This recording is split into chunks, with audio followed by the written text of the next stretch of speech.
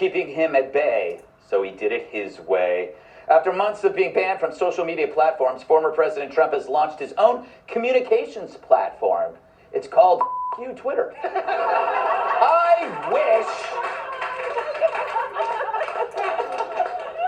It's actually it's called From the Desk of Donald J. Trump, which isn't as flashy.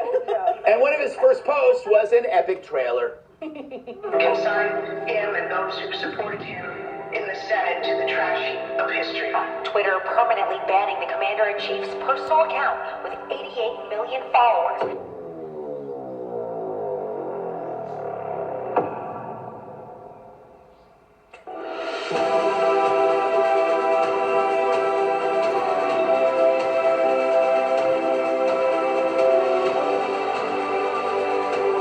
I hope that every time he sends like a missive out, the music comes with it. Like he says something and it just comes out. Anyway, the site allows followers to share Trump's posts to Twitter and Facebook for now, which is ironic since Wednesday's Facebook Oversight Board upheld Trump's ban from Facebook and Instagram. I think we have a picture of the Oversight Board. I never thought I'd get to use that picture. The board said it was not appropriate to impose the penalty of indefinite suspension and gave Facebook 6 months to review the ban, meaning they're just going to keep bringing him in like Morgan Freeman's parole from Shawshank Redemption until Trump finally declares that he no longer gives a As for Trump's Twitter ban, the company's CFO says Trump won't be unsuspended no matter what, and they took a shot at Facebook for using an oversight board to make their decision. How are you guys thinking about him on Twitter? Well, there's no changes to anything we've shared in the past around the former president's account. When you step back and think about our policies, we want to work hard to be consistent, to be transparent, so that people know exactly what to expect from us. We don't have an oversight board like that. Our team is accountable for the decisions that we make. Well, that's going to leave a mark. Nothing like good nerd-on-nerd violence. Meanwhile, this week on Twitter, an anti-Semitic account had "Anne Frank was a colonizer" trending, and Facebook still hosts a page for the Nation of Islam that's both racist and anti-vax. But by all means, ban Trump because he reminds you of the daddy who didn't hug you enough.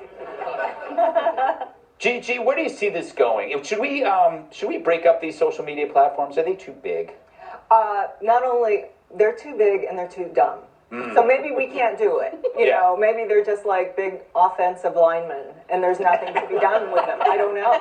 Oh, I'm glad Tyrus isn't here. Sorry. But it's like Revenge of the Nerds, the sequel. Yeah. You know, I think this world is being dominated by men in fleece vests, and I think we got to put a stop to that. You know what? It's true. If you could pinpoint the moment that fleece vests came into like public consciousness, that was the end of the world. It was all people in Davos, and they all had their little like logo on it. Fleece vests, Emily. You would never hang around somebody in a fleece vest. That's all of Seattle. Yeah. Literally.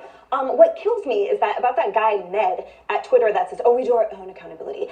Twitter was the ones who humanly decided to trend the hashtag Uncle Tim. Right. That happened after Senator Scott gave the GOP rebuttal. That was a disgusting display of elevating a racial slur for some reason, and they're patting themselves on the back. And meanwhile, Facebook, who decides to create their own like quasi-independent decision-making board, and all of a sudden they're holier than thou. That is literally like if at your job you were like, oh no, I got this, when your boss is like, it's time for your schedule or whatever. You're like, no, this, I'm going to take it to this board. I created it, and then I'm going to abide by their decision. Who does that? And for some reason, we continue letting them do that. I can't wait until legislation steps in enough to free us all from the chains of being bound to them, because I think the free market in the way it stands right now is only operating so much. I think behind the scenes we're still tethered to these guys because there's so much behind the scenes that they still own and they still control, so we don't really have that freedom of choice yet. I mean, even myself, I told myself I'm never on Facebook, I'm so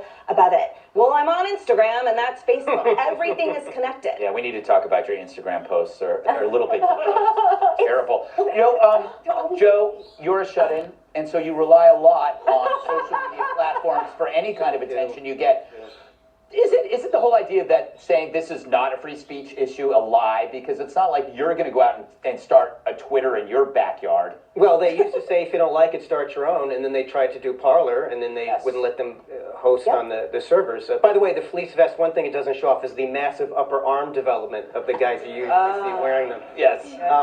Yeah, I have to be honest, though, the preview that Trump put, I thought was a little anticlimactic because you see this space shot, and I thought we were going to see him in a spacesuit, yes, helmet under his arm, walking in slow motion, and then he announces that, oh, he has a blog. You know, they always say conservatives want to take us back to the 50s. He took us back to about 2005. I think you should buy MySpace. We have our passwords are somewhere. They'll go to our old AOL accounts. It's infrastructure. The infrastructure is there. And Tom is still available. He's looking Remember over Tom? Shoulder, right? That's nobody remembers Tom. We're old. Tom was in the little MySpace. Why am I wasting time on this? Laura, in Canada, you do have Twitter. We do. And you do have Google. Okay. Do you kind of miss Trump not being on Twitter? I miss Trump so much. Politics is so boring without him. A, he's entertaining in and of himself, and then B, everyone freaking out about him all the time. It is amazing, and we've seen platforms like Parler launch, and they end up being kind of boring because they're echo chambers. Right, that's true. Only the right is on there. We need Trump to create his own actual social media platform, not a WordPress blog. So that way, the left, they won't be able to keep themselves away. They would just be so attracted to it, and I want us all fighting together again. I miss that. Me too. The one thing that I believe would save Twitter is getting rid of trends. Could you imagine what would happen to people if they went on Twitter and they didn't know what was trending? They would actually have to read the feed and make up their minds about what a story is based on what's coming in. But I need Jack to tell me what to be mad about. Exactly, and that is the trend. All right, up next, the Dems are gathering facts for campaign attack.